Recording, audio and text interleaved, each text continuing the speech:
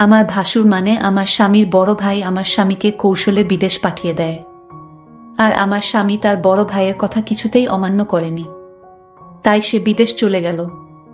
তারপর বাড়িতে আমি আর ভাসুর থাকি। একদিন রাতে ভাসুর বলল, আমার পায়ে খুব ব্যথা করছে, আমায় একটু মেসেজ করে দিবে। ভাসুরের এটা ছিল মিথ্যা অভিনয়। আমি ভাসুরের চিৎকার শুনে আমি তার পায়ে মেসেজ করতে গেলাম। তারপর ভাসুর দরজা লক করে দিল।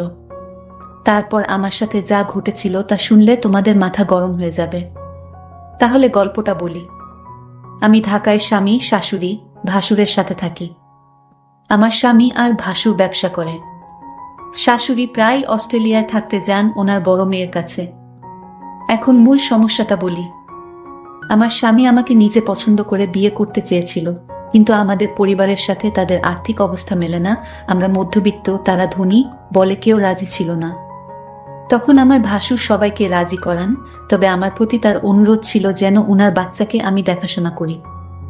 ভাসুরের একজন মালয়েশিয়ান বউ ছিল, সে 1 বছরের বাচ্চাকে রেখে ডিভোর্স করে চলে যায়। বাচ্চাকেটাকে আমি দেখাশোনা করি। বাচ্চাটার বয়স 2 বছর এখন। যাই হোক, মূল ঘটনায় আসি এখন। একদিন দুপুরে বাসায় আমি আর বাচ্চাকে ছিলাম। বাচ্চাকে বিছানায় শুইয়ে আমি বাথরুমে গোসল করতে যাই। বাচ্চাকে যেহেতু রুমে একা, তাই ওকে দেখে রাখার জন্য বাথরুমের দরজা খোলা রাখি। ভাসুর তখন বাইরে আর শাশুড়ি অস্ট্রেলিয়ায়।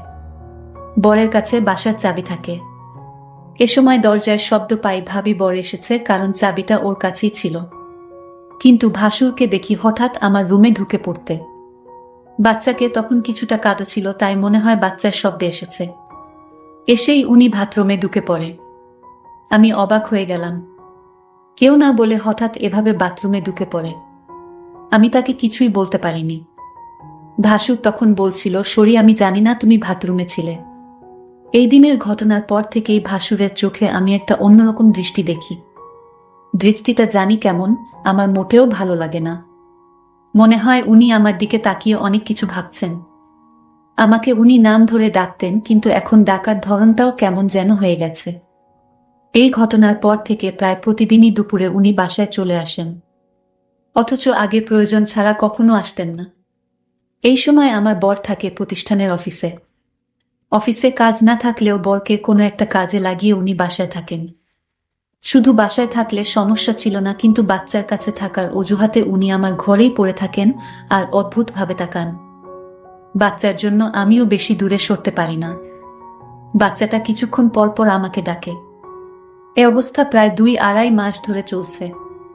হঠাৎ আমার ভাসুর বলল, আমার স্বামীকে বিদেশ পাঠাবে, ভালো একটা ভিসা আছে, তাই বেতনও অনেক ভালো। আর তাই আমার স্বামীও না করেনি। উনি মনে হয় আমার কাছে কিছু একটা চাচ্ছেন, না হলে আমার স্বামীকে বিদেশ পাঠালো কেন? তবে তার চাওয়াটা যে কি সেটা আমি বুঝতে পারছি না। আবার ভাবি আমার ধারণা ভুল, কারণ উনি খুবই ভালো একজন মানুষ, খুব খেয়াল রাখেন আমাদের। তাই দ্বিধাটা রয়েই গেছে। আমি কি করলে উনার সাথে সম্পর্কটা আবার আগের মতো হবে? তাছাড়া আমি উনার মনে কি আছে সেটা কিভাবে বুঝতে পারবো? আমার বরকে কি ঘটনা জানাব, নাকি অপেক্ষা করব আরো? আমি ভাবলাম না, বরকে এখন কিছু জানানোর দরকার নেই। আমি আরো কনফার্ম হয়ে তারপর জানানো উচিত আমি মনে করি। বাসুর আমার দিকে অন্যরকম দৃষ্টিতে চেয়ে থাকত। আমি মাঝে মাঝে বলেই উঠতাম, আপনি এভাবে কি দেখেন আমার দিকে তাকিয়ে? তখন উনি বলতো, আসলে কি বলবো, আমি খুব কষ্টে আছি। আমার কষ্টটা যদি তোমার কাছে বলি, তুমি হয়তো কি মনে করো তা আমি জানি না। তবে তুমি আমার বাচ্চাটাকে নিজের মনে করে লালন পালন করছো, এতে আমি অনেক খুশি। সত্যিকার অর্থে তুমি একজন ভালো ঘরের মেয়ে, কারণ এখনকার যুগের মেয়েরা তার নিজের সন্তানের প্রতি এতটা কেয়ার করে না যতটা তুমি আমার বাচ্চাটাকে করছো। আমি তোমার এই ঋণ কোনোদিন শোধ করতে পারবো না। আমার বাচ্চাটা, মায়ের অভাবটা তুমি পূরণ করছো, এর চেয়ে বেশি কি হতে পারে? আসলে বিদেশি মেয়েরা তার সন্তানের প্রতি ভালোবাসা কম থাকে, তবে সবাই সমান না। বাঙালি নারীরা তার সন্তানের দিকে তাকিয়ে সারাটা জীবন কাটিয়ে দিতে পারে। বাঙালি নারীর কোনো তুলনা হয় না। তবে আমার ছোট ভাইয়ের বউ করে তোমাকে আনতে পেরে আমি নিজেকে ধন্য মনে করছি। আমার ভাসুর আমার এইসব প্রশংসা করছিল। আমি তার প্রশংসা শুনে অনেকটা থমকে গেলাম। বাবারে এত প্রশংসা। যাই হোক, ভাসুরকে একদিন দেখলাম খাওয়া দাওয়া ছেড়ে মনমরা হয়ে ঘরে শুয়ে আছে। এই বাড়িতে ভাসুরকে আমি দেখাশোনা ছাড়া আর কেউ নাই। দেখলাম ভাসুর আজ সারাদিন কিছু খায়নি। আমি ভাসুরকে বললাম, আপনার কি শরীর খারাপ? ভাসুর বলল, আমার মাথায় প্রচন্ড ব্যথা করছে সকাল থেকে, কি করব বুঝতেছি না। আমি ভাসুরকে বললাম, আমি কি মাথায় একটু মেসেজ করে দিব? মেসেজ করে দিলে হয়তো ব্যথাটা কিছুটা কমে যাবে। ভাসুর আমার মেসেজের কথা শুনে অনেকটা খুশি হলো। সে চেয়েছিল তার মাথায় মেসেজ করে দিই। আমি ভাসুরের মাথায় মেসেজ করছিলাম, এমন সময় সে বলল, দেখো তুমি মেসেজ শুরু করতেই আমার ব্যথাটা অনেকটা কমে গেছে। তোমার হাতে কি জাদু আছে নাকি? আমি তার কথা শুনে কিছুটা অবাক হলাম। আমি বললাম, মেসেজ করে দিলে এমনই ব্যথা কমে যায়। এখানে হাতের জাদু বলতে কিছু নেই। মেসেজ করলে ব্যথা কমে যাবে, এটাই স্বাভাবিক। ঠিক আছে, তোমাকে অনেক ধন্যবাদ মেসেজ করে দেওয়ার জন্য। আমার মাথা ব্যথা কমে গেছে। কিন্তু ভাসুরের মাথা ব্যথা ছিল না। মাথা ব্যথার অভিনয় করেছিল আমার সাথে। আমি এটা বুঝতে পারি আমি যখন তার রুম থেকে বের হই। তখন সে একা একা বলছিল, আমি ধীরে ধীরে আমার প্রতি ভালো মন মানসিকতা তৈরি করছি। সেটা আমি বুঝতে পারলাম। ভাসুর কেন আমার সাথে এমন মিথ্যা নাটক করছিল, তার উদ্দেশ্যটা কি ছিল তা আমার জানা খুব জরুরি ছিল। আমি বাড়িতে আছি, ভাসুরের সন্তান আর আমার ভাসুর। এরপর দিন আবার সেই অভিনয় শুরু করলো। সে আস্তে করে চিৎকার করছে আর বলতে লাগলো, আমার মাথাটা ব্যথা করছে, এখন কি করব? আমি তখন ভাসুরকে বললাম, ডাক্তারের কাছে যান, তাহলে সব ঠিক হয়ে যাবে।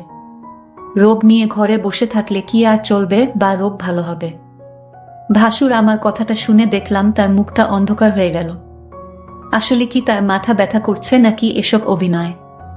আমি তার হাব ভাব কিছুই বুঝতেছি না। আমি ভাসুরকে বললাম, চলুন আজ আপনাকে ডাক্তারের কাছে নিয়ে যাই। ভাসুর বলল, তুমি একটু মেসেজ করে দিলেই তো মাথা ব্যথাটা কমে যায়।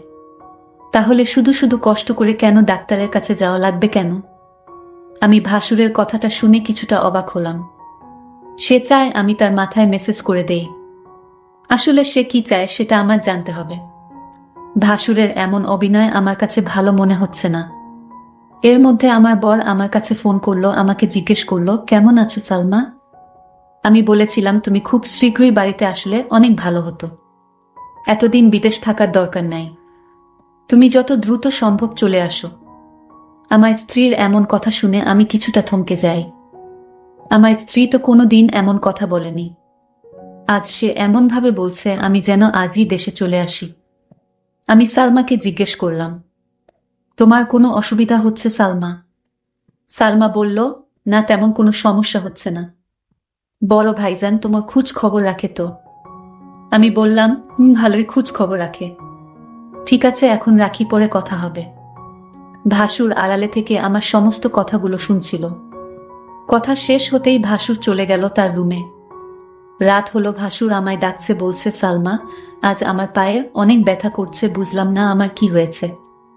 দিন দিন রোগ বেড়ে চলেছে। তুমি কিছু মনে না করলে আমার পায়ে একটু মেসেজ করে দাও। সে ব্যথায় চিৎকার করছে আর বলছে আমার পায়ে অনেক ব্যথা করছে। আমি ভাসুরের চিৎকার শুনে তার পায়ে মেসেজ করতে শুরু করলাম। ভাসুর তখন ঘুমিয়ে পড়ল। ভাসুর ঘুমিয়ে রইল আর আমি তার পায়ে মালিশ করে দিচ্ছিলাম। কিন্তু ওইদিকে বাচ্চাটা কাঁদছিল। আমি ভাসুরকে বললাম, আপনি ঘুমিয়ে পড়েছেন, বাচ্চাটা কাঁদছে, আমি চলে যাই। তখন ভাসুর বলল, ঠিক আছে, বাচ্চাটাকে ঘুম পাড়িয়ে আবার এসো। ভাসুর আমার সাথে এমন করছে মনে হচ্ছে আমি এ বাড়ির চাকরানী। সারাক্ষণ তার সেবযত্ন আমার করতে হয়। আমি তো এই পরিবারের সমস্ত কাজ করতে করতে আমি অনেক ক্লান্ত। কিন্তু আমার কষ্ট কি আর কেউ বুঝে?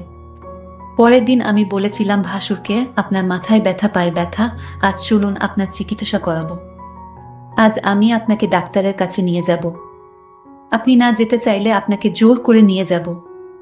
ভাসুর মনে হচ্ছে গলা শুকিয়ে গেল। কারণ ডাক্তারের কাছে গেলে হয়তো সত্যটা পাশ হয়ে যাবে, তার কোনো রোগ ধরা পড়বে না। তখন হয়তো আমার চোখে সে দোষী হয়ে যাবে।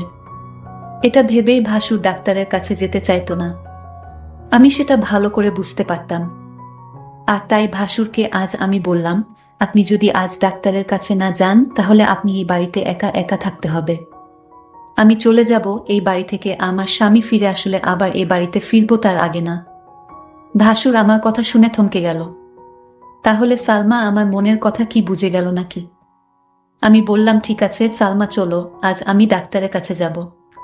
তুমি যখন চাইছো, আমি কি আর না করতে পারি? এখানে তো আমার কোনো উপকার হবে না। আপনার রোগ ভালো হবে, আপনার ভালোর জন্যই তো ডাক্তারের কাছে নিয়ে যাওয়া। ভাসুরের মতলব ভালো ছিল না, এটা আমি সিউর হলাম তার কথায়। যাই হোক, ডাক্তারের কাছে গেলাম। ডাক্তার তার সমস্ত শরীর পরীক্ষা করল। পরীক্ষার রিপোর্টের জন্য অপেক্ষা করতে লাগলাম। ভাসুর আজ অবশ্যই আমার কাছে ধরা পড়বে। ভাসুরের মুখখান দেখলাম শুকিয়ে গেছে। প্রায় 4 ঘন্টা পর রিপোর্ট আসলো। ডাক্তার রিপোর্ট দেখে বলল, আপনার কোনো সমস্যা নাই, আপনি তো ভালো আছেন, আপনার সমস্ত রিপোর্ট ভালো। ডাক্তারের কথা শুনে ভাসুর অনেকটা লজ্জিত হলো। আমি ভাসুরকে নিয়ে বাড়িতে ফিরলাম। আমি ভাসুরকে জিজ্ঞেস করলাম, আপনার কোনো রোগ নেই, আপনি রোগের ভান করে কেন আমাকে কষ্ট দিলেন? আপনার উদ্দেশ্যটা কি বলবেন? ভাসুর বলল, আরে অনেক সময় রিপোর্টের সমস্যা ধরা পড়ে না, কিন্তু সালামা বিশ্বাস করো, আমার সত্যি পায়ে এবং মাথা ব্যথা করছিল। পরের দিন রাতে ভাসুর আবার চিৎকার শুরু করলো, বলতে লাগলো, ব্যথায় মরে গেলাম, আমার খুব পায়ে ব্যথা করছে, শুনছো সালমা, তুমি আমার পায়ে একটু মেসেজ করে দাও। আমি তার চিৎকার শুনে কি আর করবে, মেসেজ করতে গেলাম, তার পায়ে মেসেজ করে দিলাম। ভাসুর তখন ঘুমের ভান করে শুয়েছিল। সালমা তার পায়ে মেসেজ করে দিচ্ছিল। ভাসুর বলল, ঠিক আছে, আমার ব্যথা একদম নিরাময় হয়ে গেছে, এখন তুমি যাও, ঘরে গিয়ে ঘুমিয়ে পড়ো। কিন্তু সালমা দেখি আমার কথা কিছুই শুনেছে না। সে আমার পায়ে ধরেই ঘুমিয়ে গেছে। মনে হচ্ছে সে অনেক ক্লান্ত হয়ে গেছে। আমি বিছানা থেকে উঠে বললাম, তুমি এখানে কিভাবে এলে, আর আমার রুমে কেন? এখানে তুমি কি করছো? ভাসুরের এসব কথা শুনে আমার মনে হলো, বাহ, আপনি তো ভালোই বলছেন। ভাসুর বলল, যাও তোমার রুমে গিয়ে ঘুমাও। ভাসুরের আজকে বিষয়টা আমি কিছুই বুঝতে পারছিলাম না। রাত শেষে সকাল যখন এলো, একজন লোক ডাকতে লাগলো, সালমা ম্যাডাম বাড়িতে আছেন? আমি বললাম, আমি সালমা, বলুন কি বলবেন। লোকটি আমার হাতে একটি কাগজ দিয়ে বলল, এটা আপনার স্বামী বাহির থেকে পাঠিয়েছে। আমি কামটা খুলে যা দেখলাম তা দেখে আমার মনে হচ্ছিল আকাশের বুঝি আমার মাথায় ভেঙে পড়ল। এটা ছিল ডিভোর্স লেটার। আমার স্বামী আমাকে বিদেশ থেকে ডিভোর্স দিয়ে দিয়েছে। আমার তো কোনো অপরাধ ছিল না, তাহলে কেন সে আমাকে ডিভোর্স দিল? আমি তো কিছুই বুঝতেছি না। আমি অনেকটা ভেঙে পড়তে লাগলাম, আমার মাথায় কোনো কাজ করছিল না। আমি এটা মেনে নিতে পারছি না, কোনো কারণ ছাড়াই আমাকে ডিভোর্স দিল আমার স্বামী, এটা আমি কিভাবে মেনে নিব? কিন্তু হঠাৎ আমার ইমোতে আমার স্বামী একটা ভিডিও সেন্ড করে পাঠালো। ভিডিওটা দেখে আমার মাথা ঘুরে গেল। ভিডিওটা তো আমি যখন ভাসুরের পায়ে ব্যথা ছিল তখন মেসেজ করছিলাম, সেই ভিডিও। আমি ভিডিওটা দেখে চমকে গেলাম। আমি ভাসুরের উপকার করলাম, আর ভাসুর কিনা আমার স্বামীকে ভুল ধারণা দিল। কেন সে এটা করল? আমি ভাসুরের রুমে গিয়ে ভাসুরকে বললাম, আপনি কি মানুষ না অন্য কিছু? আপনি কিসের জন্য আমার সংসারটা ভেঙে দিলেন একটা মিথ্যা নাটক করে? আমার মন তো সহজ সরল ছিল, আমি কিছুটা বুঝতে পারছিলাম, কিন্তু আমি তা আপনাকে বলিনি, কারণ আমি আপনাকে সম্মান করি তাই। আর আপনি সম্মানের এই প্রতিদান দিলেন। ভাসুর তখন দরজা লক করে দিল। আমি বললাম, দরজা লক করলেন কেন? সে বলল, একটু পরে সবই বুঝতে পারবে।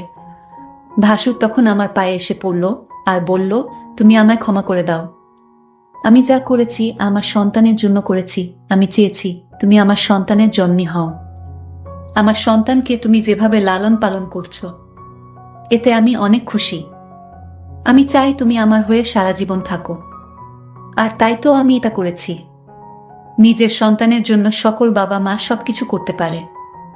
আমাকে তুমি ক্ষমা করে দিও। তারপর আমার কিছু করার ছিল না। আমি ভাসুরের সন্তানের দিকে তাকিয়ে তার কথা মেনে নিলাম। কিন্তু ওই দিকে আমার স্বামী একটা বিদেশি মেয়েকে বিয়ে করে বাড়িতে নিয়ে আসলো। বন্ধুরা, আজকের গল্পটি কেমন লাগলো তা অবশ্যই কমেন্ট করে জানাবেন। ধন্যবাদ।